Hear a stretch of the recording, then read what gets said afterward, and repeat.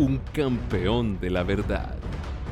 Un nuevo emperador, Carlos V, había ascendido al trono de Alemania y los emisarios de Roma se apresuraron a prestarle sus plácemes y procuraron que el monarca emplease su poder contra la reforma. Por otra parte, el elector de Sajonia, con quien Carlos tenía una gran deuda por su exaltación al trono, le rogó que no tomase medida alguna contra Lutero sin antes haberle oído. De este modo, el emperador se hallaba en embarazosa situación que le dejaba perplejo. Los papistas no se darían por contentos sino con un edicto imperial que sentenciase a muerte a Lutero.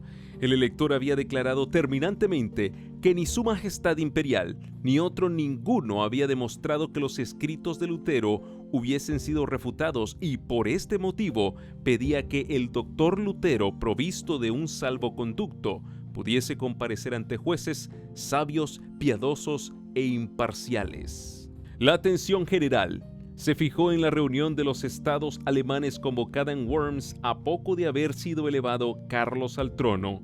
Varios asuntos políticos importantes tenían que ventilarse en dicha dieta, en que por primera vez los príncipes de Alemania iban a ver a su joven monarca presidir una asamblea deliberativa.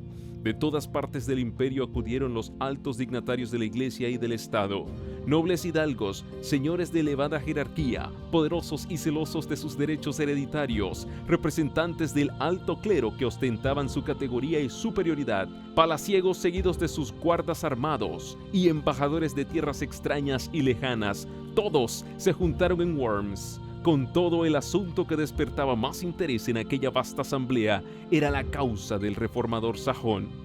Carlos había encargado ya de antemano al elector que trajese a Lutero ante la dieta, asegurándole protección y prometiendo disponer una discusión libre con gente competente para debatir los motivos de la disidencia.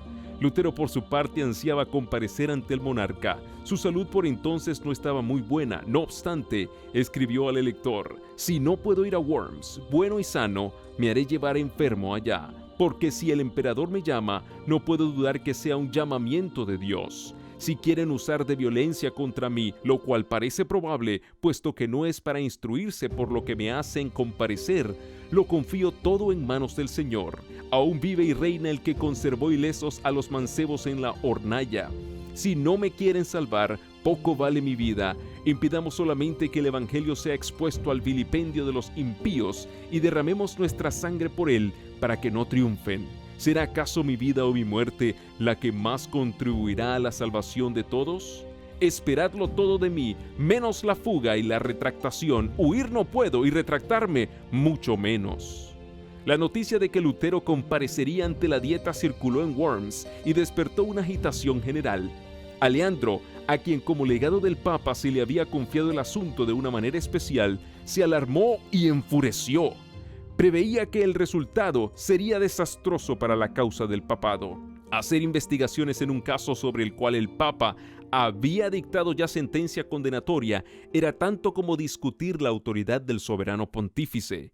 Además de esto, temía que los elocuentes y poderosos argumentos de este hombre apartasen de la causa del Papa a muchos de los príncipes. En consecuencia, insistió mucho cerca de Carlos en que Lutero no compareciese en Worms. Por este mismo tiempo se publicó la bula de excomunión contra Lutero, y esto, unido a las gestiones del legado, hizo ceder al emperador, quien escribió al elector diciéndole que si Lutero no quería retractarse debía quedarse en Wittenberg. No bastaba este triunfo para Leandro, el cual siguió intrigando para conseguir también la condenación de Lutero. Con una tenacidad digna de mejor causa, insistía en presentar al reformador, a los príncipes, a los prelados y a varios miembros de la dieta como sedicioso, rebelde, impío y blasfemo. Pero la vehemencia y la pasión de que daba pruebas el legado revelaban a las claras el espíritu de que estaba animado. Es la ira y el deseo de venganza lo que le excita, decían, y no el celo y la piedad. La mayoría de los miembros de la dieta estaban más dispuestos que nunca a ver con benevolencia la causa del reformador y a inclinarse en su favor. Con redoblado celo insistió a Leandro cerca del emperador para que cumpliese su deber de ejecutar los edictos papales. Esto, empero, según las leyes de Alemania, no podía hacerse sin el consentimiento de los príncipes, y Carlos V, no pudiendo resistir a las instancias del nuncio, le concedió que llevara el caso ante la Dieta. Fue este un día de orgullo para el nuncio. La asamblea era grande y el negocio era aún mayor. Aleandro iba a alegar en favor de Roma, madre y señora de todas las iglesias. Iba a defender al primado de San Pedro ante los principados de la cristiandad. Tenía el don de la elocuencia y esta vez se elevó a la altura de la situación. Quiso la providencia que ante el tribunal más augusto Roma fuese defendida por el más hábil de sus oradores antes de ser condenada.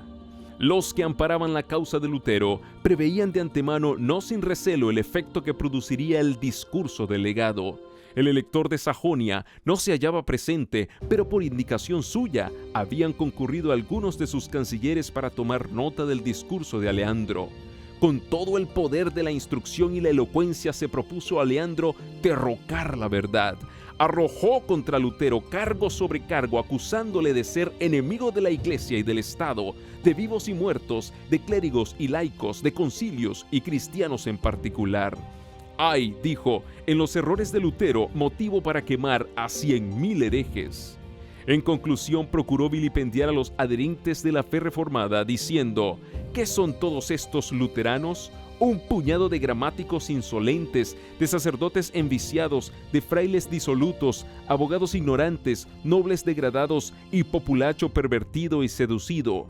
Cuánto más numeroso, más hábil, más poderoso es el partido católico.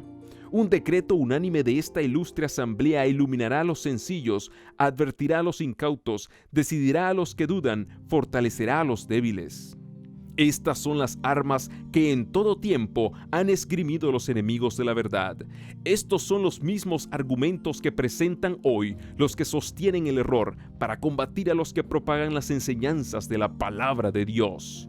¿Quiénes son estos predicadores de nuevas doctrinas? Exclaman los que abogan por la religión popular. Son indoctos, escasos en número y los más pobres de la sociedad, y con todo pretenden tener la verdad y ser el pueblo escogido de Dios. Son ignorantes que se han dejado engañar. ¿Cuán superior es en número y en influencia nuestra iglesia? ¿Cuántos hombres grandes e ilustrados hay entre nosotros? ¿Cuánto más grande es el poder que está de nuestra parte? Estos son los argumentos que más sacan a relucir y que parecen tener influencia en el mundo, pero que no son ahora de más peso que en los días del gran reformador. La reforma no terminó como muchos lo creen al concluir la vida de Lutero. Tiene aún que seguir hasta el fin del mundo. Lutero tuvo una gran obra que hacer, la de dar a conocer a otros la luz que Dios hiciera brillar en su corazón, pero él no recibió toda la luz que iba a ser dada al mundo. Desde aquel tiempo hasta hoy y sin interrupción, nuevas luces han brillado sobre las Escrituras y nuevas verdades han sido dadas a conocer. Honda fue la impresión que produjo en la asamblea el discurso del legado. No hubo ningún Lutero para refutar los cargos del campeón papal con las verdades convincentes y sencillas de la palabra de Dios. Ningún esfuerzo se hizo para defender al reformador. Se manifestaba una disposición general no solo para condenarlo junto con las doctrinas que enseñaba, sino para arrancar de raíz la herejía. Roma había disfrutado de la oportunidad más favorable para defender su causa. Se había dicho todo cuanto pudiera decirse para justificarla, pero aquella victoria aparente no fue sino la señal de la derrota. Desde aquel día el contraste entre la verdad y el error iba a resaltar más y más, porque la lucha entre ambos quedaba resueltamente empeñada. Nunca, desde aquel momento, iba a quedar Roma tan segura como antes lo estuviera. En tanto que la mayoría de los miembros de la Dieta no hubieran vacilado en entregar a Lutero a la venganza de Roma, no eran pocos los que echaban de ver con dolor la corrupción que prevalecía en la Iglesia y deseaban que se concluyera con los abusos que sufría el pueblo alemán como consecuencia de la degradación e inmoralidad del clero. El legado había presentado al gobierno del Papa del modo más favorable, pero entonces el Señor movió a uno de los miembros de la Dieta a que hiciese una verdadera exposición de los efectos de la tiranía papal. Con noble firmeza, el duque Jorge de Sajonia se levantó ante aquella asamblea de príncipes y expuso con aterradora exactitud los engaños y las abominaciones del papado y sus fatales consecuencias. En conclusión añadió: He aquí indicados algunos de los abusos de que acusan a Roma. Han echado a un lado la vergüenza y no se aplican más que a una cosa, al dinero, siempre más dinero, de modo que los predicadores que debieran enseñar la verdad no predican sino la mentira y no solamente son tolerados, sino también recompensados, porque cuanto más mientan, tanto más ganan. De esta fuente cenagosa es de donde dimanan todas esas aguas corrompidas. El desarreglo conduce a la avaricia. ¡Ah! Es un escándalo que da el clero, precipitando así tantas almas a una condenación eterna. Se debe efectuar una reforma universal. Lutero mismo no hubiera podido hablar con tanta maestría y con tanta fuerza contra los abusos de Roma, y la circunstancia de ser el orador, un declarado enemigo del reformador, daba más valor a sus palabras. De haber estado abiertos los ojos de los circunstantes, habrían visto allí a los ángeles de Dios arrojando rayos de luz para disipar las tinieblas del error y abriendo las mentes y los corazones de todos para que recibiesen la verdad. Era el poder de Dios de verdad y de sabiduría el que dominaba a los mismos adversarios de la Reforma y preparaba así el camino para la gran obra que iba a realizarse. Martín Lutero no estaba presente, pero la voz de uno más grande que Lutero se había dejado oír en la asamblea. La Dieta nombró una comisión encargada de sacar una lista de todas las opresiones papales que agobiaban al pueblo alemán. Esta lista, que contenía 101 especificaciones, fue presentada al emperador, acompañada de una solicitud en que se le pedía que tomase medidas encaminadas a reprimir estos abusos. ¿Cuántas almas cristianas se pierden?, decían los solicitantes. ¿Cuántas rapiñas, cuántas exacciones exorbitantes y de cuántos escándalos está rodeado el jefe de la cristiandad? Es menester precaver la ruina y el vilipendio de nuestro pueblo. Por esto, unánimemente, os suplicamos sumisos, pero con las más vivas instancias, que ordenéis una reforma general, que la emprendáis y la acabéis. El concilio pidió entonces que compareciese ante él el reformador. A pesar de las intrigas, protestas y amenazas de Aleandro, el emperador consintió al fin y Lutero fue citado a comparecer ante la Dieta. Con la notificación se expidió también un salvoconducto que garantizaba al reformador su regreso a un lugar seguro. Ambos documentos le fueron llevados por un heraldo encargado de conducir a Lutero de Wittenberg a Worms. Los amigos de Lutero estaban espantados y desesperados. Sabedores del prejuicio y de la enemistad que contra él reinaban, pensaban que ni aún el salvoconducto sería respetado y le aconsejaban que no expusiese su vida al peligro. Pero él replicó: los papistas no deseaban que yo fuese a Worms, pero sí mi condenación y mi muerte. No importa, rogad no por mí, sino por la palabra de Dios. Cristo me dará su espíritu para vencer a estos ministros del error. Yo los desprecio durante mi vida y triunfaré de ellos con mi muerte. En Worms se agitan para hacer que me retracte. He aquí cuál será mi retractación. Antes decía que el Papa era el vicario de Cristo, ahora digo que es el adversario del Señor y el apóstol del diablo.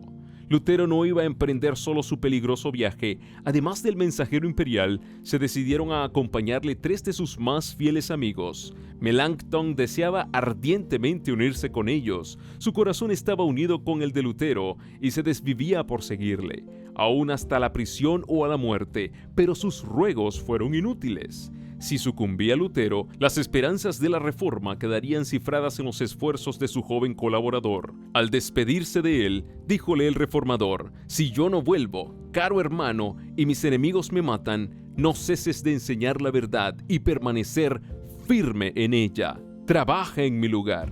Si tú vives, poco importa que yo perezca. Los estudiantes y los vecinos que se habían reunido para ver partir a Lutero estaban hondamente conmovidos. Una multitud de personas cuyos corazones habían sido tocados por el Evangelio le despidieron con llantos. Así salieron de Wittenberg el reformador y sus acompañantes. En el camino notaron que siniestros presentimientos embargaban los corazones de cuantos hallaban al paso. En algunos puntos no les mostraron atención alguna. En uno de ellos, donde pernoctaron, un sacerdote amigo manifestó sus temores al reformador, enseñándole el retrato de un reformador italiano que había padecido el martirio. A la mañana siguiente se supo que los escritos de Lutero habían sido condenados en Worms. Los pregoneros del emperador publicaban su decreto y obligaban al pueblo a que entregase a los magistrados las obras del reformador. El heraldo, temiendo por la seguridad de Lutero en la dieta y creyendo que ya empezaba a cejar en su propósito de acudir a la dieta, le preguntó si estaba aún resuelto a seguir adelante. Lutero contestó: «Aunque se me ha puesto entredicho en todas las ciudades, continuaré». En Erfurt, Lutero fue recibido con honra. Rodeado por multitudes que le admiraban, cruzó aquellas mismas calles que antes recorriera tan a menudo con su bolsa de limosnero. Visitó la celda de su convento y meditó en las luchas mediante las cuales la luz que ahora inundaba Alemania había penetrado en su alma. Deseaban oírle predicar. Esto le era prohibido, pero el heraldo dio su consentimiento y el mismo que había sido fraile sirviente del convento ocupó ahora el púlpito. Habló a la vasta concurrencia de las palabras de Cristo: «La paz sea con vosotros».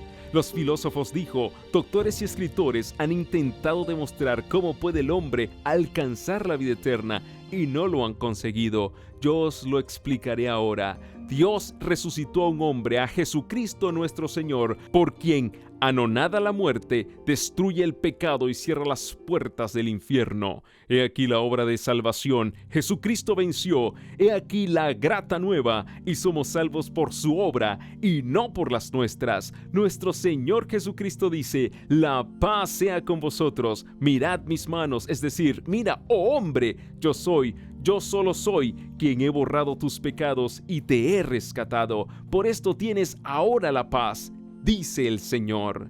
Y siguió explicando cómo la verdadera fe se manifiesta en una vida santa. Puesto que Dios nos ha salvado, obremos de un modo digno de su aprobación.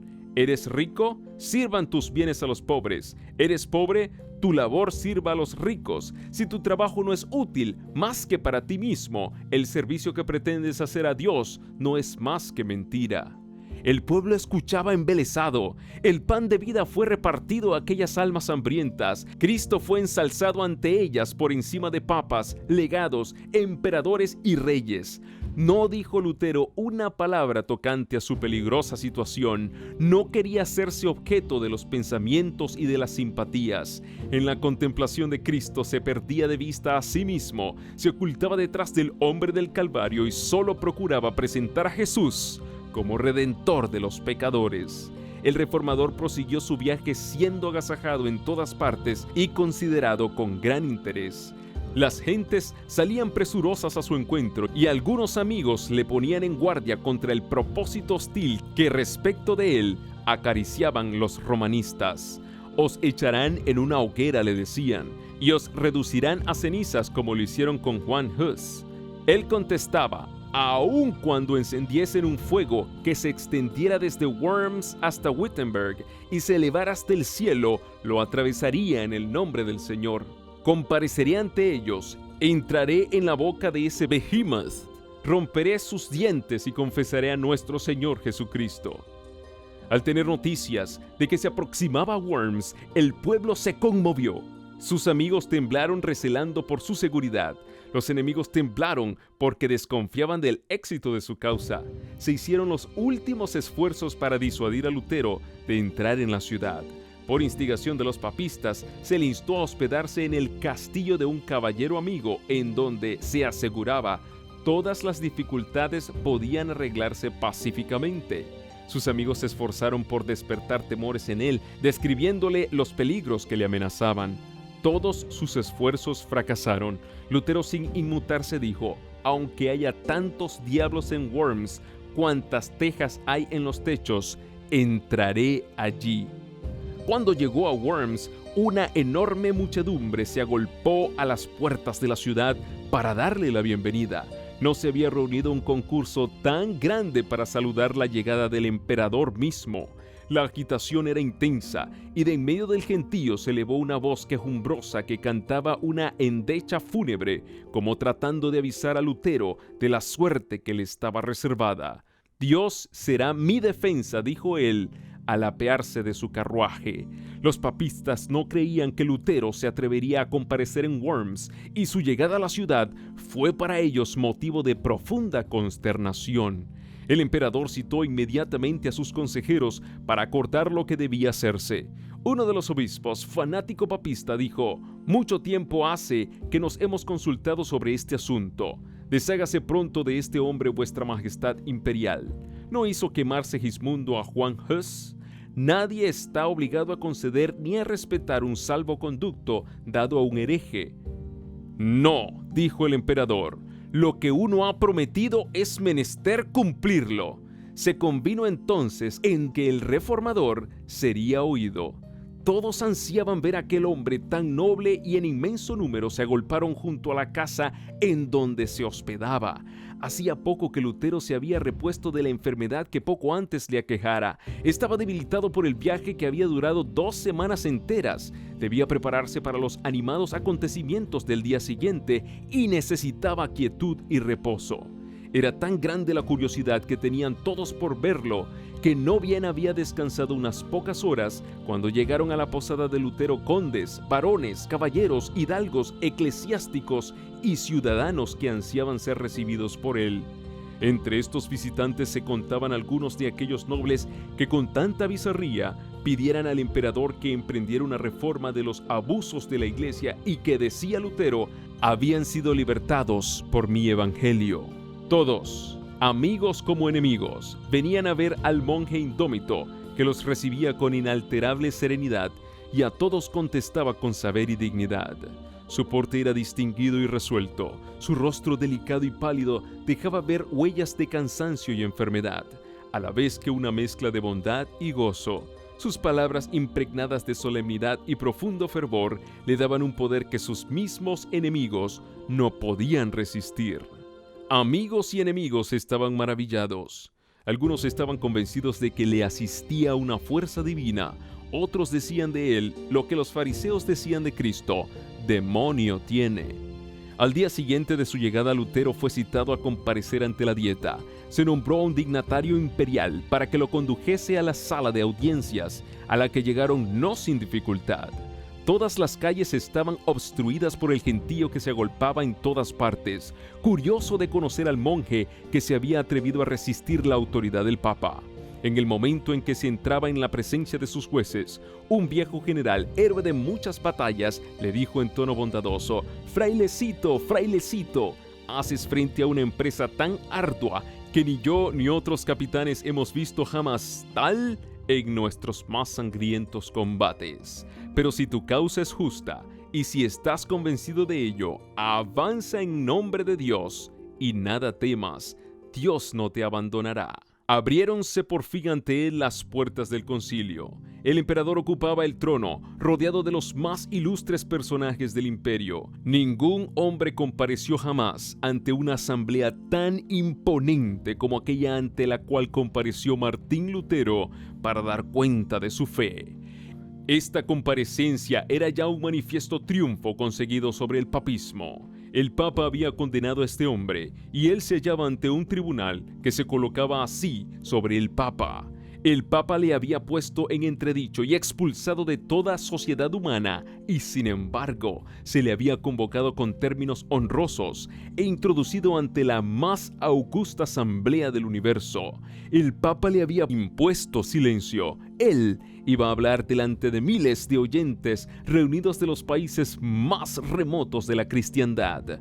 Una revolución sin límites se había cumplido así por medio de Lutero. Roma bajaba ya de su trono y era la palabra de un fraile la que le hacía descender. Al verse ante tan augusta asamblea, el reformador de humilde cuna pareció sentirse cohibido.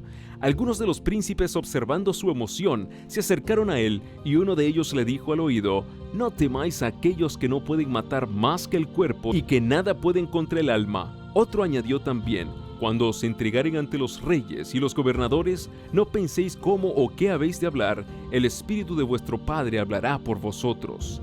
Así fueron recordadas las palabras de Cristo por los grandes de la tierra para fortalecer al siervo fiel en la hora de la prueba.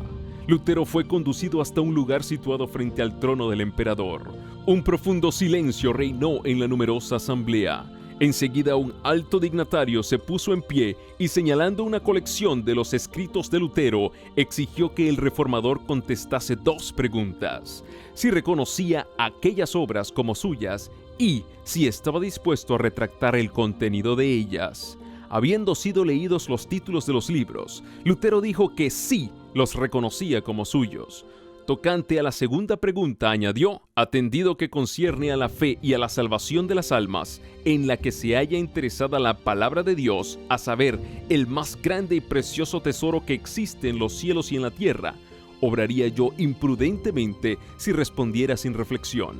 Pudiera afirmar menos de lo que se me pide o más de lo que exige la verdad y hacerme así culpable contra esta palabra de Cristo. Cualquiera que me negare delante de los hombres, le negaré yo también delante de mi Padre que está en los cielos. Mateo 10:33. Por esta razón, suplico a su Majestad Imperial, con toda sumisión, se digne concederme tiempo para que pueda yo responder sin manchar la palabra de Dios. Lutero obró discretamente al hacer esta súplica. Sus palabras convencieron a la asamblea de que él no hablaba movido por pasión ni arrebato.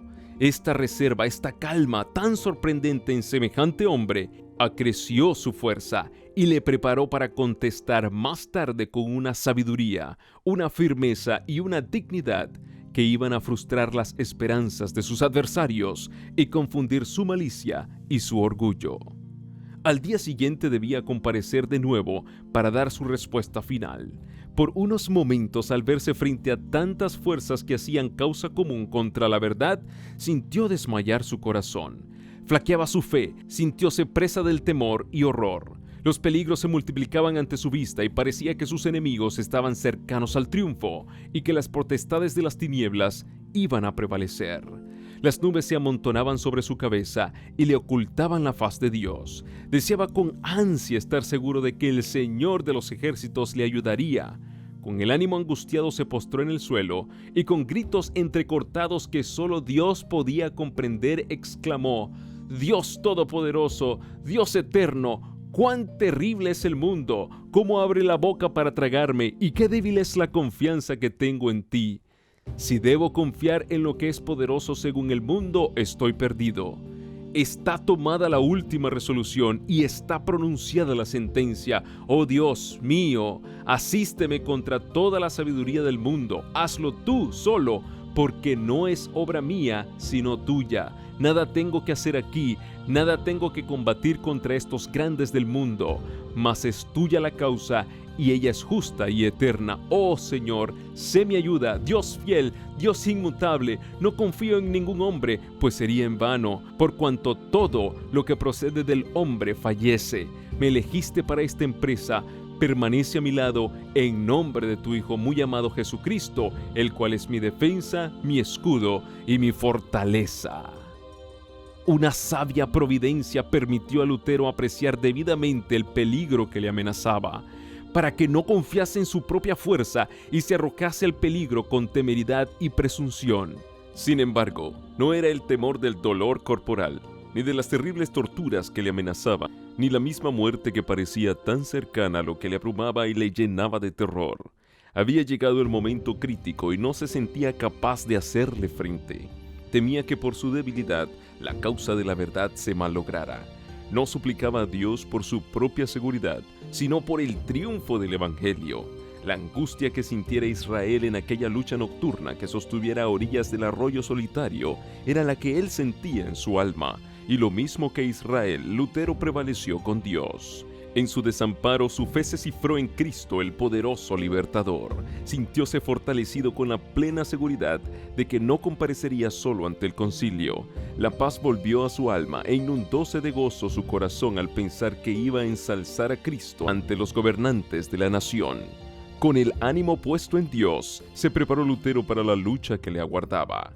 Meditó un plan de defensa, examinó pasajes de sus propios escritos y sacó pruebas de las Santas Escrituras para sustentar sus proposiciones. Luego, colocando la mano izquierda sobre la Biblia, que estaba abierta delante de él, alzó la diestra hacia el cielo y juró permanecer fiel al Evangelio y confesar libremente su fe, aunque tuviese que sellar su confesión con su sangre. Cuando fue llevado nuevamente ante la dieta, no revelaba su semblante sombra alguna de temor ni de cortedad. Sereno y manso, a la vez que valiente y digno, presentóse como testigo de Dios entre los poderosos de la tierra. El canciller le exigió que dijese si se retractaba de sus doctrinas. Lutero respondió del modo más sumiso y humilde, sin violencia ni apasionamiento. Su porte era correcto y respetuoso, si bien revelaba en sus modales una confianza y un gozo que llenaban de sorpresa a la asamblea. Serenísimo emperador, ilustres príncipes, benignísimos señores, dijo Lutero, comparezco humildemente hoy ante vosotros, según la orden que se me comunicó ayer, suplicando por la misericordia de Dios a vuestra majestad y a vuestras augustas altezas se dignen escuchar bondadosamente la defensa de una causa acerca de la cual tengo la convicción que es justa y verdadera. Si falto por ignorancia a los usos y conveniencias de las cortes, perdonádmelo, pues no he sido educado en los palacios de los reyes, sino en la obscuridad del claustro. Entrando luego en el asunto pendiente, hizo constar que sus escritos no eran todos del mismo carácter. En algunos había tratado de la fe y de las buenas obras, y aún sus enemigos los declaraban no solo inofensivos, sino hasta provechosos. Retractarse de ellos, dijo, sería condenar verdades que todo el mundo se goza en confesar. En otros escritos exponía los abusos y la corrupción del papado. Revocar lo que había dicho sobre el particular equivaldría a infundir nuevas fuerzas a la tiranía de Roma y abrir tan grandes impiedades a una puerta aún más ancha. Finalmente había una tercera categoría de escritos en que atacaba a simples particulares que querían defender los males reinantes. En cuanto a esto, confesó francamente que los había atacado con más acritud de lo debido. No se declaró inocente, pero tampoco podía retractar dichos libros sin envalentonar a los enemigos de la verdad, dándoles ocasión para despedazar con mayor crueldad al pueblo de Dios. Sin embargo, añadió, soy un simple hombre y no Dios. Por consiguiente, me defenderé como lo hizo Jesucristo al decir, si he hablado mal, dadme testimonio del mal. Os conjuro por el Dios de las misericordias a vos, serenísimo emperador, y a vosotros, ilustres príncipes, y a todos los demás, de alta o baja graduación, a que me probéis por los escritos de los profetas y de los apóstoles, que he errado. Así que me hayáis convencido, retractaré todos mis errores y seré el primero en echar mano de mis escritos para arrojarlos a las llamas. Lo que acabo de decir muestra claramente que he considerado y pesado bien los peligros a que me expongo, pero lejos de acobardarme, es para mí motivo de gozo ver que el Evangelio es hoy día lo que antes una causa de disturbio y de discordia. Este es el carácter y el destino de la palabra de Dios. No vine a traeros paz, sino guerra, dijo Jesucristo. Dios es admirable y terrible en sus juicios. Temamos que al pretender reprimir las discordias, persigamos la palabra de Dios y hagamos caer sobre nosotros un diluvio de irresistibles peligros, desastres presentes y desolaciones eternas. Yo pudiera citar ejemplos sacados de la Sagrada Escritura y hablaros de Faraón, de los reyes de Babilonia y de los de Israel, quienes jamás obraron con más eficacia para su ruina que cuando por consejos, en apariencia muy sabios, pensaban consolidar su imperio. Dios remueve las montañas y las derriba antes que lo perciban. Lutero había hablado en alemán, se le pidió que repitiera su discurso en latín, y aunque rendido por el primer esfuerzo, hizo lo que se le pedía y repitió su discurso en latín con la misma energía y claridad que la primera vez. La providencia de Dios dirigió este asunto. La mente de muchos de los príncipes estaba tan cegada por el error y la superstición que la primera vez no apreciaron la fuerza de los argumentos de Lutero, pero al repetirlos el orador pudieron darse mejor cuenta de los puntos desarrollados por él. Aquellos que cerraban obstinadamente los ojos para no ver la luz, resueltos ya a no aceptar la verdad, se llenaron de ira al oír las poderosas palabras de Lutero. Tan luego como hubo dejado de hablar, el que tenía que contestar en nombre de la dieta le dijo con indignación: «No habéis respondido a la pregunta que se os ha hecho. Se exige de vos una respuesta clara y precisa. ¿Queréis retractaros, sí o no?». El reformador contestó: Ya que su serenísima majestad y sus altezas exigen de mí una respuesta sencilla, clara y precisa, voy a darla, y es esta. Yo no puedo someter mi fe ni al Papa ni a los concilios, porque es tan claro como la luz del día que ellos han caído muchas veces en el error, así como en muchas contradicciones consigo mismos. Por lo cual, si no se me convence con testimonios bíblicos o con razones evidentes, y si no se me persuade con los mismos textos que yo he citado, y si no sujetan mi conciencia a la palabra de Dios, yo no puedo ni quiero retractar nada, por no ser digno de un cristiano hablar contra su conciencia. Heme aquí, no me es dable hacerlo de otro modo. Que Dios me ayude. Amén. Así se mantuvo este hombre recto en el firme fundamento de la palabra de Dios. La luz del cielo iluminaba su rostro, la grandeza y pureza de su carácter, el gozo y la paz de su corazón eran manifiestos a todos los que le oían dar su testimonio contra el error y veían en él esa fe que vence al mundo. La asamblea entera quedó un rato muda de asombro. La primera vez había hablado Lutero en tono respetuoso y bajo, en actitud casi sumisa. Los romanistas habían interpretado todo esto como prueba evidente de que el valor empezaba a faltarle. Se habían figurado que la solicitud de un plazo para dar su contestación equivalía al preludio de su retractación. Carlos mismo, al notar no sin desprecio el hábito raído del fraile, su actitud tan llana, la sencillez de su oración, había exclamado: «Por cierto, no será este monje el que me convierta en hereje».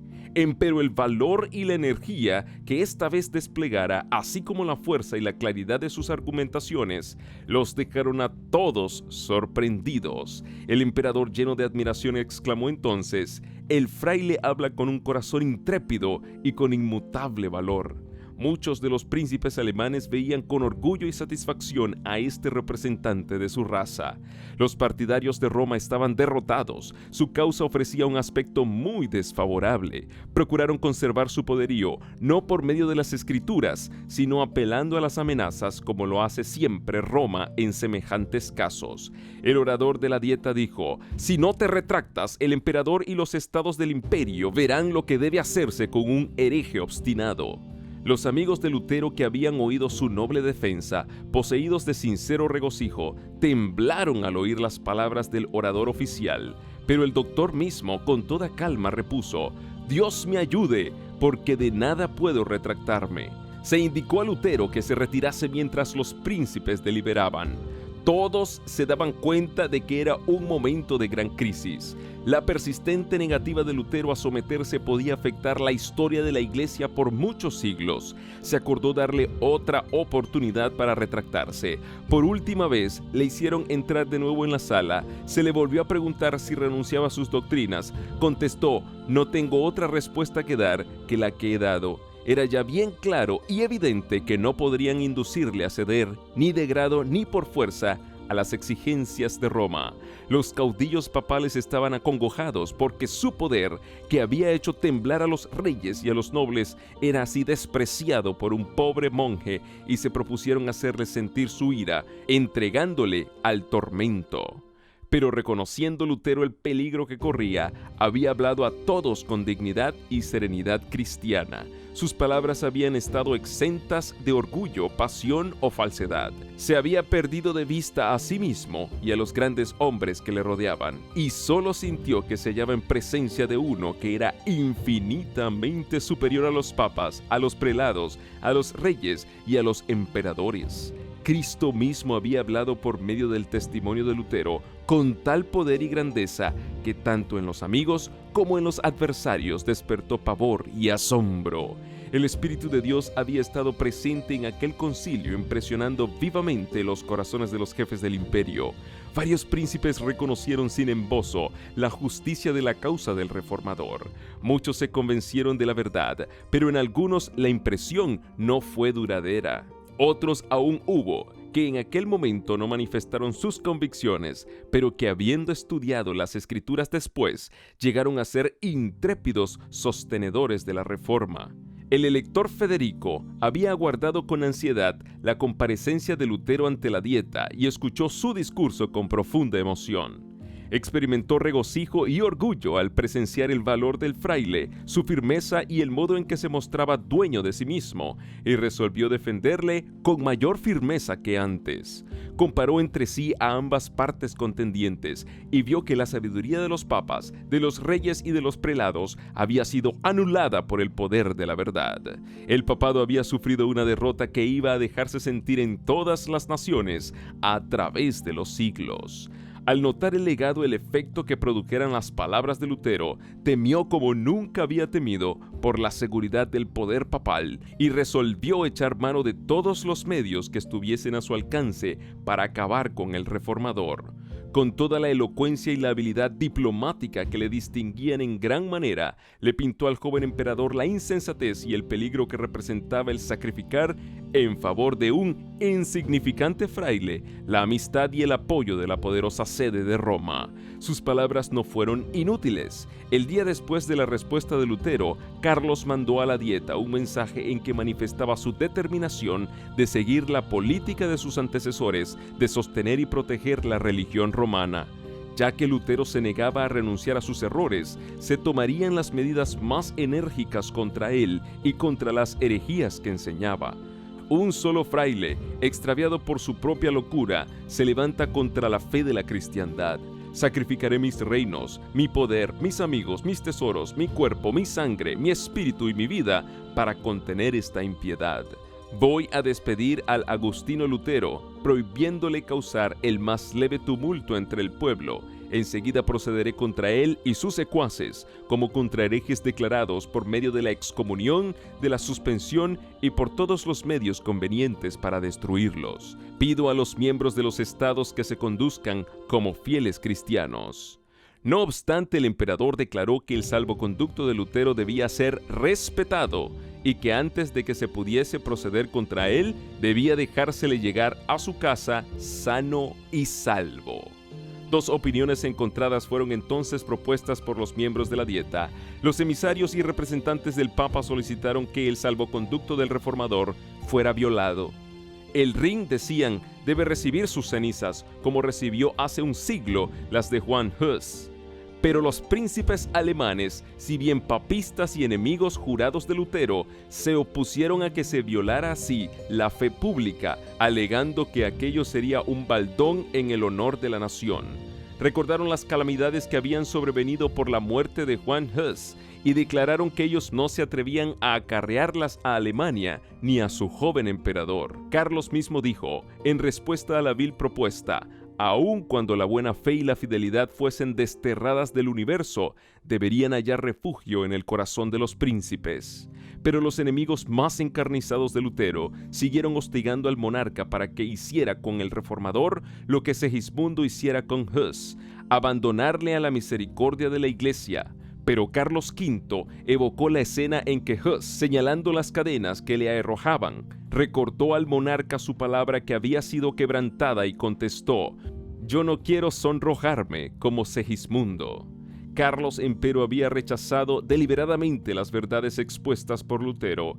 El emperador había declarado: «Estoy firmemente resuelto a seguir el ejemplo de mis antepasados». Estaba decidido a no salirse del sendero de la costumbre, ni siquiera para ir por el camino de la verdad y de la rectitud. Por la razón de que sus padres lo habían sostenido, él también sostendría al papado y toda su crueldad y corrupción.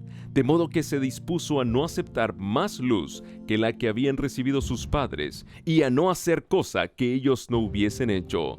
Son muchos los que en la actualidad se aferran a las costumbres y tradiciones de sus padres. Cuando el Señor les envía alguna nueva luz, se niegan a aceptarla porque sus padres, no habiéndola conocido, no la recibieron. No estamos en la misma situación que nuestros padres y por consiguiente, nuestros deberes y responsabilidades no son los mismos tampoco.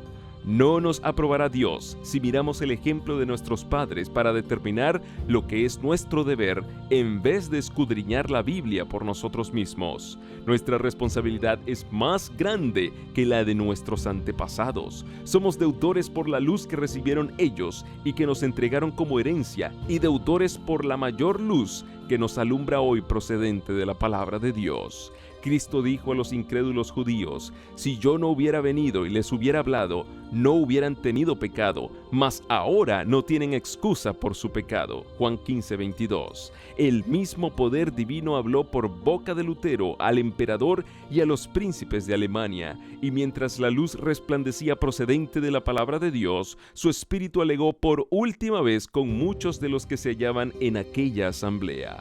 Así como Pilato, siglos antes, permitiera que el orgullo y la popularidad le cerraran el corazón para que no recibiera al Redentor del mundo, y así como el cobarde Félix rechazara el mensaje de verdad diciendo: ahora vete, mas en teniendo oportunidad te llamaré, y así como el orgulloso Agripa confesara: por poco me persuades a ser cristiano, Hechos 24:25, 26:28, pero rechazó el mensaje que le era enviado del cielo, así también Carlos V, cediendo a las instancias del orgullo y de la política del mundo, decidió rechazar la luz de la verdad. Corrían por todas partes muchos rumores de los proyectos hostiles a Lutero y despertaban gran agitación en la ciudad. Lutero se había conquistado muchos amigos que, conociendo la traidora crueldad de Roma, para con los que se atrevían a sacar a luz sus corrupciones, resolvieron evitar a todo trance que él fuese sacrificado. Centenares de nobles se comprometieron a protegerle. No pocos denunciaban públicamente el mensaje imperial como prueba evidente de humillante sumisión al poder de Roma. Se fijaron pasquines en las puertas de las casas y en las plazas públicas, unos contra Lutero y otros en su favor. En uno de ellos se leían sencillamente estas enérgicas palabras del sabio: «Ay de ti, oh tierra, cuyo rey es un niño», Eclesiastés 10:16. El entusiasmo que el pueblo manifestaba en favor de Lutero en todas partes del imperio dio a conocer a Carlos y a la Dieta que si se cometía una injusticia contra él, bien podrían quedar comprometidas la paz del imperio y la estabilidad del trono. Federico de Sajonia observó una bien estudiada reserva, ocultando cuidadosamente sus verdaderos sentimientos para con el reformador, y al mismo tiempo lo custodiaba con incansable vigilancia, observando todos sus movimientos y los de sus adversarios. Pero había muchos que no se cuidaban de ocultar sus simpatías hacia Lutero. Era este visitado por príncipes, condes, varones y otras personas de distinción, clérigos y laicos. El pequeño cuarto del doctor, escribía Spalatino, no podía contener a todos los que acudían a verle. El pueblo le miraba como si fuese algo más que humano, y aun los que no creían en sus enseñanzas no podían menos que admirar en él la sublime integridad que le hacía desafiar la muerte antes que violar los dictados de su conciencia. Se hicieron esfuerzos supremos para conseguir que Lutero consintiera en transigir con Roma. Príncipes y nobles le manifestaron que si persistía en sostener sus opiniones contra la Iglesia y los concilios, pronto se le desterraría del imperio y entonces nadie le defendería. A esto respondió el reformador: el Evangelio de Cristo no puede ser predicado sin escándalo. ¿Cómo es posible que el temor o aprensión de los peligros me desprenda del Señor y de su palabra divina, que es la única verdad? No, antes daré mi cuerpo, mi sangre y mi vida. Se le instó nuevamente a someterse al juicio del emperador, pues entonces no tendría nada que temer. Consiento de veras, dijo, en que el emperador, los príncipes y aún los más humildes cristianos examinen y juzguen mis libros, pero bajo la condición de que tomarán por norma la Sagrada Escritura. Los hombres no tienen más que someterse a ella.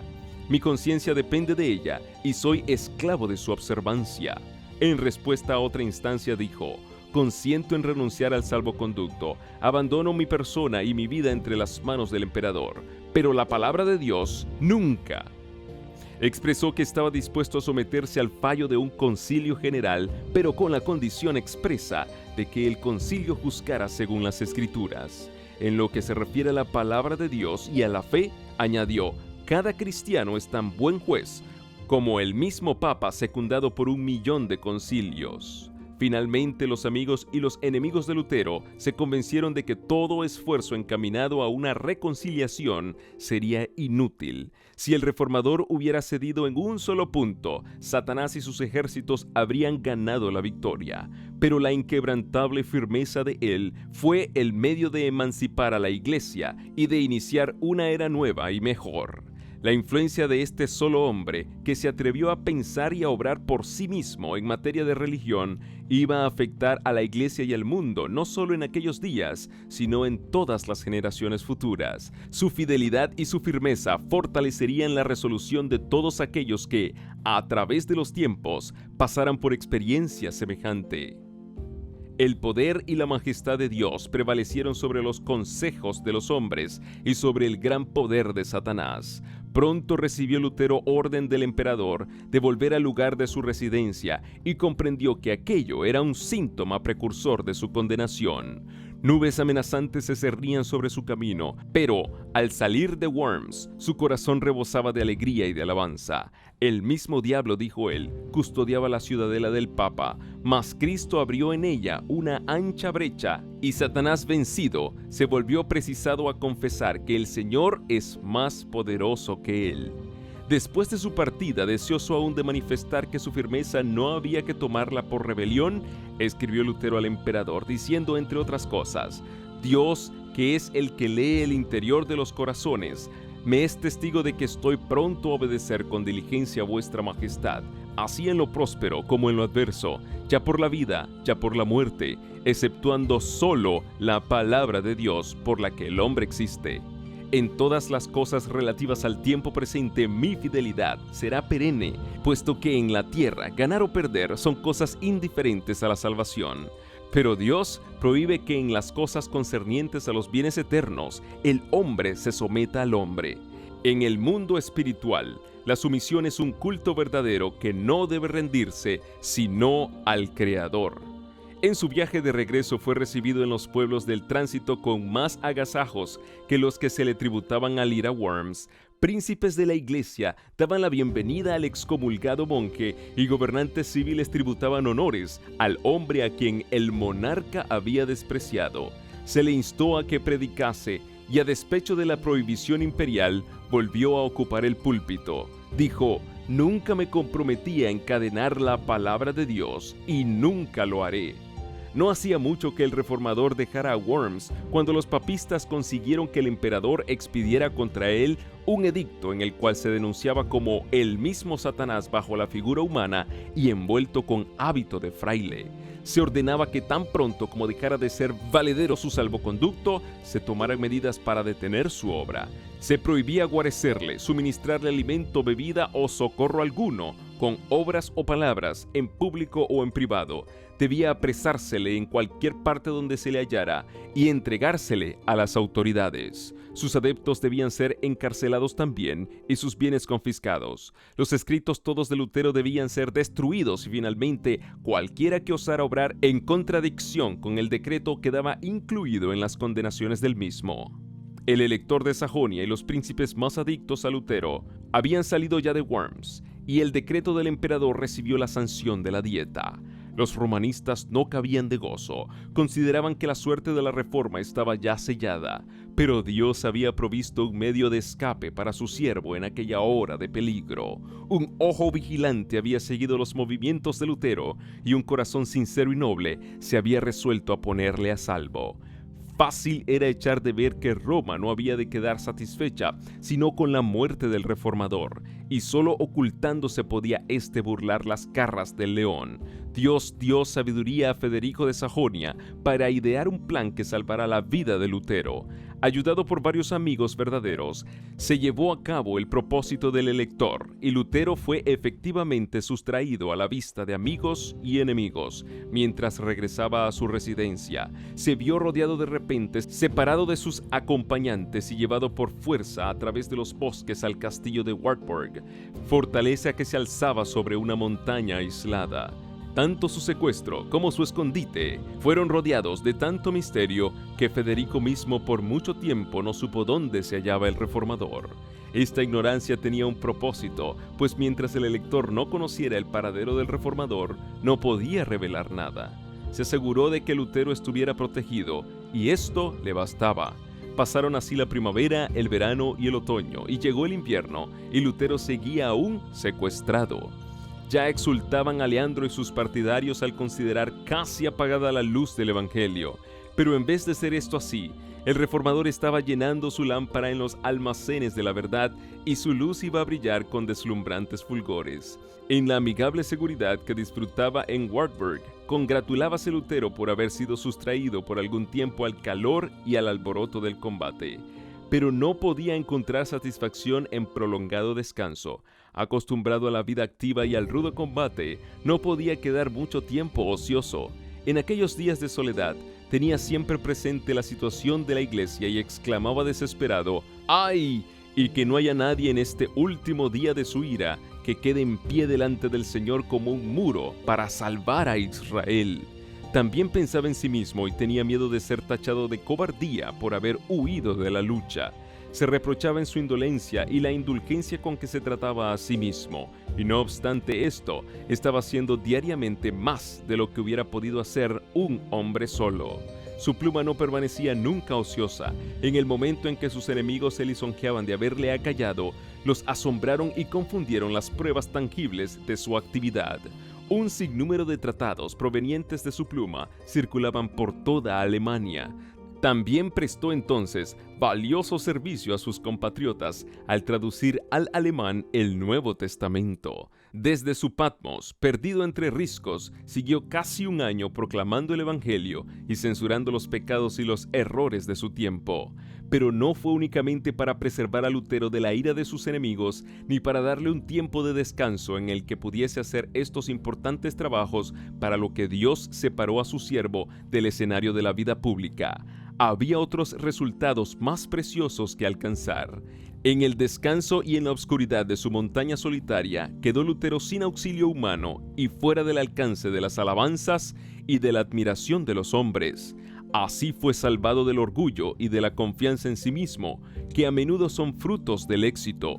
Por medio del sufrimiento y de la humillación, fue preparado para andar con firmeza en las vertiginosas alturas a donde había sido llevado de repente. A la vez que los hombres se regocijan en la libertad que les da el conocimiento de la verdad, se sienten inclinados a ensalzar a aquellos de quienes Dios se ha valido para romper las cadenas de la superstición y del error. Satanás procura distraer de Dios los pensamientos y los afectos de los hombres y hacer que se fijen en los agentes humanos. Induce a los hombres a dar honra al mero instrumento, ocultándole la mano que dirige todos los sucesos de la providencia.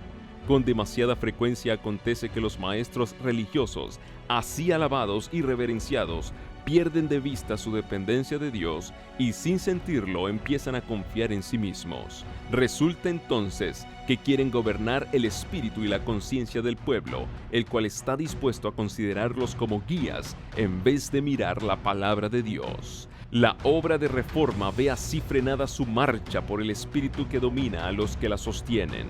Dios quiso evitar este peligro a la reforma. Quiso que esa obra recibiese no la marca de los hombres, sino la impresión de Dios. Los ojos de los hombres estaban fijos en Lutero como el expositor de la verdad.